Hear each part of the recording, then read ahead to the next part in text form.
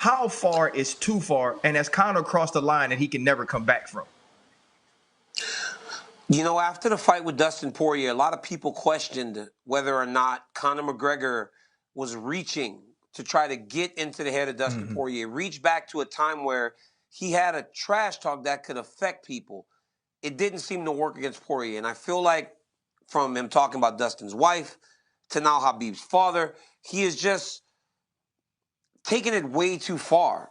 And when Mm-hmm. you're when you're dealing with death and COVID and all these other things that we've dealt with over the last year and a half, that's all off limits. I mean, we talked about wives and families Mm-hmm. being off limits, but when you're talking about a man's everything, right? Habib's dad was his everything. And you're talking about him being gone today due to something that has been so terrible for our entire world.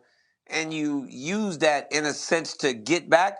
And you know what's probably most disturbing, RC, is that this What's that, wasn't bro? done the day after the fight or the same night No, of the fight. This exactly. was done weeks after the fight. So it feels like it was thought Mm-hmm. of and it was thought through for Conor to tweet something like that. Now, I get shock value and I get trying to get people to talk, but way too far to the point that I immediately called Habib last night and said, hey, are you okay? Right? Asking him if he's Right. okay after having to see that, especially with no ability to do anything about it again, right? You know, he spoke to my kids Yeah. at my wrestling program the other day and said that he was never happier than when he got to fight McGregor on the day. Because for so long he wanted to get his hands on Conor and beat Conor up. Well, Mm-hmm. he can't do that no more because he's not a prize fighter Right. anymore.